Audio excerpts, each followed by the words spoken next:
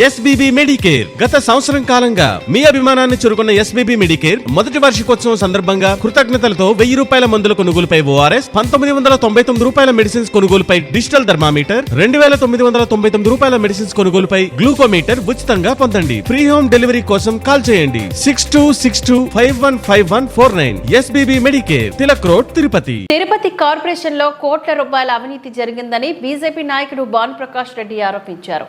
Tirupati press club లో బుధవారం ఆయన మీడియాతో మాట్లాడుతూ వైసీపీ అధికారంలో ఉన్న 5 ఏళ్లు వైసీపీ నేతల సమక్షంలో భారీగా అవినీతి చేశారంటూ ఆరోపించారు.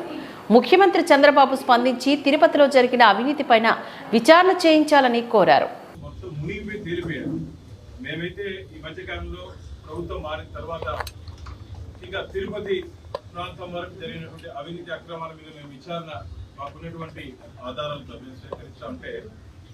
అసలు భయపడిపోతున్నాం మేము. కొండతో పాటు వెంకటేశ్వర స్వామితో పాటు తిరుపతి కార్పొరేషన్ కోడి బొచ్చులు కూడా వదలలేదు.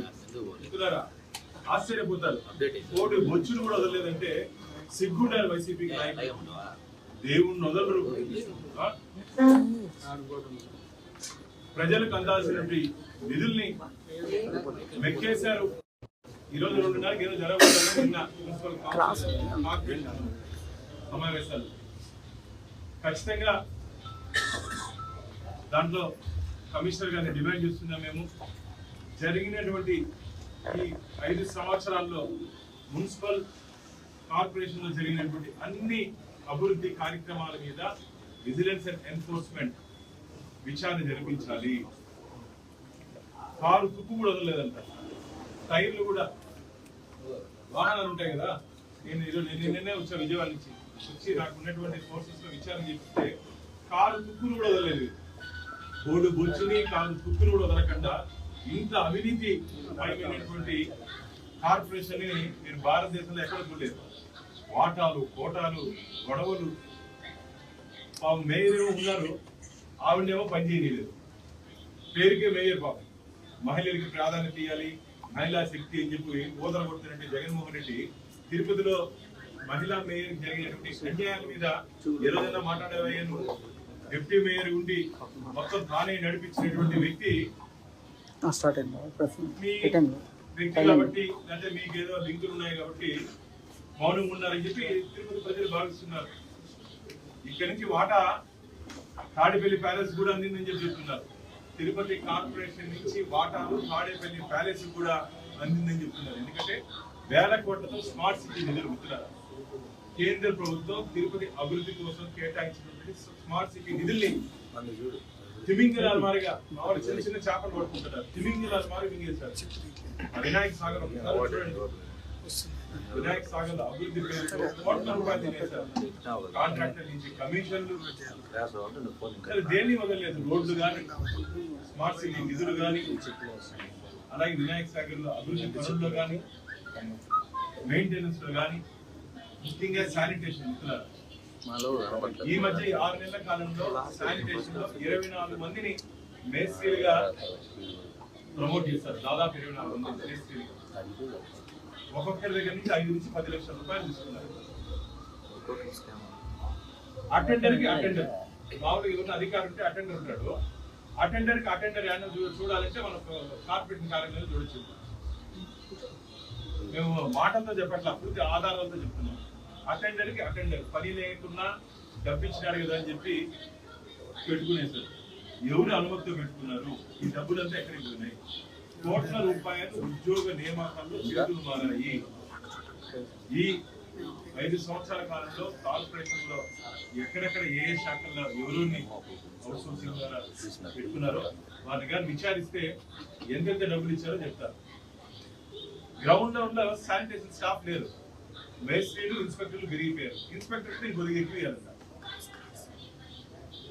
పూర్తి నివేదిక కూడా మా దగ్గర రాబోతోంది.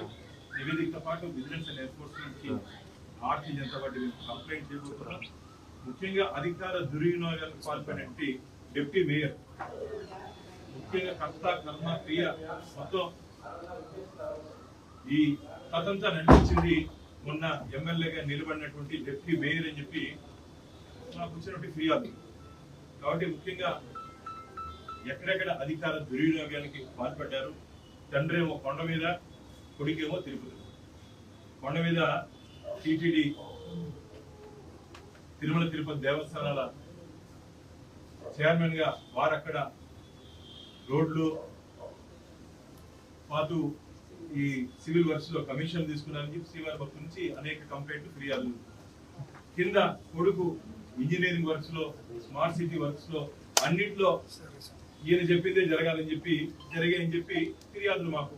కాబట్టి దీని మీద దిగ్గు తేల్చాలంటే పూర్తి స్థాయిలో విచారణ జరిపించాలని చెప్పి భారతీయ జనతా పార్టీ డిమాండ్ చేస్తా ఉంది.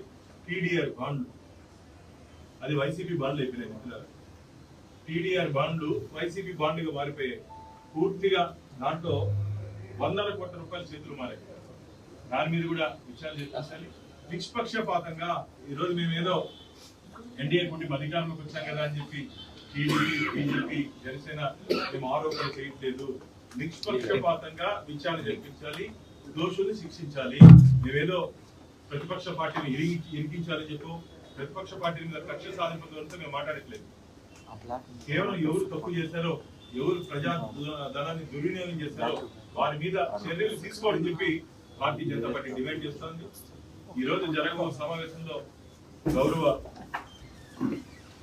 మున్సిపల్ కమిషనర్ గారు దీని మీద చొరవ చూపాలని, లేకపోతే దీన్ని భారతీయ జనతా పార్టీ ఖచ్చితంగా రాబో రోజుల్లో ఈ అక్రమార్కుల ఆట కట్టించేంత వరకు మేము ఉద్యమిస్తామని, అధికారంలోకి వచ్చే వరకు ఉద్యమించడానికి లేదు.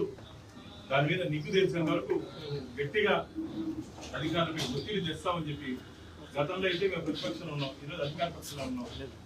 కానీ అధికార పక్షంలో వచ్చినప్పటికీ ఇంకా పాత అధికారులే ఇంకా అక్కడ ఉన్నారు. కాబట్టి తొందరలోనే ముఖ్యమంత్రి గారు కూడా వీరందరి మీద చర్యలు తీసుకోవాలి.